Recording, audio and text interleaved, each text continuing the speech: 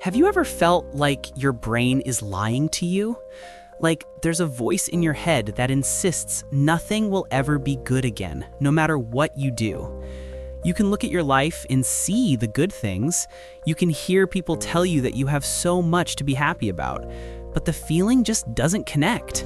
It feels like a thick, soundproof wall between you and any sense of joy. Well, that isn't just a feeling. It's a neurological trick. Depression is a condition where your brain's own chemistry creates a false reality, a funhouse mirror that distorts the world into a darker, heavier, and more hopeless place. So today, we're going to pull back the curtain on this neurological deception and expose exactly how it works. This isn't about willpower, and it's definitely not a character flaw. It is a biological condition, as real and physical as diabetes or heart disease. We're going to break down the science of how key chemical messengers, our neurotransmitters, get thrown off balance, and how specific parts of your brain can get stuck in negative feedback loops that make your mind deceive you. By understanding the lie, you can begin to find the truth. For decades, you've probably heard one simple story about depression. It's a chemical imbalance, specifically a lack of serotonin. This idea, the serotonin hypothesis, really took off in the 1980s and 90s. It came from observing that early antidepressants, which happened to boost serotonin, seemed to help people feel better. From there, it was a logical leap. If adding serotonin helps, then a lack of it must be the problem. For a long time, that was the dominant story. Serotonin got branded the happy chemical, and the solution seemed simple. But as neuroscience has gotten more sophisticated, we've learned that this story is, at best, incomplete. While serotonin is important, and we'll get to its real role in a moment, depression isn't caused by a simple deficit of one chemical. The brain is way more complex than that. Thinking serotonin is the only culprit is like blaming a single leaky pipe for a citywide flood. The reality is a system-wide issue involving multiple, interconnected networks. The latest science shows us that several chemical messengers and brain regions work together to build this false negative reality. So let's meet the real culprits behind the brain's biggest lies. To really get what's happening, we need to look at three main lies the depressed brain tells you and the neurochemical culprits behind them. Lie number 1, the motivation thief. Nothing is enjoyable, so why bother? This is one of the cruelest lies of depression.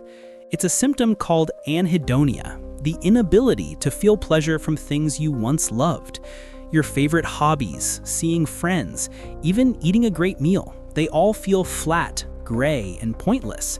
This is not you being lazy or ungrateful. This is the work of a neurotransmitter called dopamine. Dopamine is often called the pleasure chemical, but it's more accurately the motivation chemical. It's the engine that drives you to seek rewards. It's the neurological force that says, hey, that looks good, go get it, and you'll feel great when you do. It fuels your ambition, your curiosity, and your drive to just get up and engage with the world. In depression, the dopamine system can go haywire. Things like chronic stress and inflammation can disrupt dopamine pathways, especially in a key part of the brain's reward center, the ventral tegmental area. The signals that should be shouting, "This will be rewarding," are reduced to a whisper. Your brain literally stops believing that effort will lead to a positive outcome. So it isn't that you can't feel pleasure, it's that your brain has lost the motivation to even go looking for it. This is the lie of anhedonia. It convinces you that joy isn't just out of reach, but that it might not even exist, creating a cycle of withdrawal that only makes the depression deeper. Lie number 2, the catastrophe signal. Everything is a threat, and the worst is about to happen. Do you ever live with a constant sense of dread, a low-level hum of anxiety that makes every tiny problem feel like a disaster waiting to happen? A missed email means you're about to get fired. A friend not texting back right away means they secretly hate you. This feeling of being on high alert 24/7 is the second great lie of depression. It's your brain's alarm system getting stuck in the on position. The two main players here are the neurotransmitter norepinephrine and a brain region called the amygdala. Norepinephrine is all about alertness and arousal. It's a key part of your fight or flight response. The amygdala is your brain's threat detector, constantly scanning the world for danger.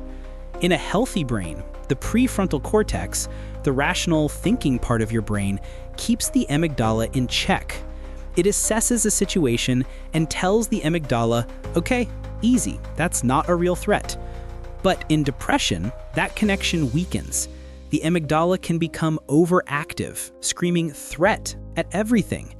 At the same time, imbalances in norepinephrine can fan the flames, making you feel perpetually anxious and physically tense. This floods your system with the stress hormone cortisol, which can further damage the brain's ability to regulate itself. Your brain lies by making the world feel far more dangerous than it is, trapping you in a state of constant fear. Lie number 3, the negative filter. You are worthless and everything is your fault. This is maybe the most insidious lie of all. It's that voice of relentless self-criticism, the endless loop of negative thoughts replaying past mistakes and predicting future failures. This pattern is called rumination, and it feels like a mental prison. And this is where we find the real role of serotonin. Serotonin doesn't just create happiness. It has a much more complex job, playing a role in everything from sleep to appetite. But a key function is regulating mood and providing emotional flexibility. It helps your brain shift focus and move on from negative thoughts. You can think of it as helping you apply the brakes on negative thought loops. When serotonin pathways are disrupted, these brakes get faulty. Your brain gets stuck in gear, unable to stop replaying the same negative self-critical thoughts over and over.